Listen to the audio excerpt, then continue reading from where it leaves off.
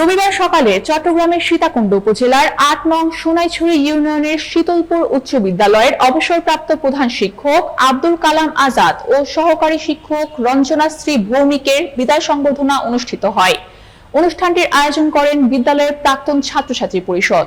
সীতাকুণ্ড প্রতিনিধি মোহাম্মদ রমিজ আলী জানান, সংবর্ধনা অনুষ্ঠানটি শুরু হয় বিদ্যালয়ের মাঠ প্রাঙ্গণে।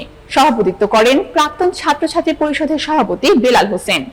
অনুষ্ঠানের সঞ্চালনা করেন সহসভাপতি সুমন দাস ও সাংগঠনিক সম্পাদক সালাউদ্দিন বদরুল গাইস চৌধুরী। সংবর্ধনার উদ্বোধন করেন বিদ্যালয় পরিচালনা পর্ষদের সভাপতি হাসান আল মাহমুদ। প্রধান অতিথি হিসাবে উপস্থিত ছিলেন বিশিষ্ট রাজনীতিবিদ, শিক্ষা অনুরাগী ও সমাজসেবক অধ্যাপক লায়ন মোহাম্মদ আসলাম চৌধুরী। প্রধান আলোচক হিসাবে বক্তব্য রাখেন চট্টগ্রাম বিশ্ববিদ্যালয়ের ইংরেজি বিভাগের প্রফেসর ও সিনেট সদস্য ডক্টর সুকান্ত ভট্টাচার্য। এছাড়াও অনুষ্ঠানে উপস্থিত ছিলেন প্রাক্তন ছাত্র ও আজীবনদাতা সদস্যগণ, বিদ্যালয়ের শিক্ষক শিক্ষিকা ও স্থানীয় গণ্যমান্য ব্যক্তিবর্গ। প্রাক্তন ছাত্রছাত্রীরা অনুষ্ঠানে বিদ্যালয়ের নানান স্মৃতিচারণ উপস্থাপন করেন।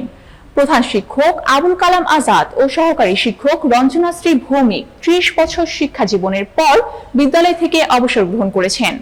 অনুষ্ঠান শেষে প্রিয় শিক্ষকদের হাতে বিভিন্ন ব্যাচের পক্ষ থেকে বিদায় সম্মাননা স্মারক প্রদান করা হয়।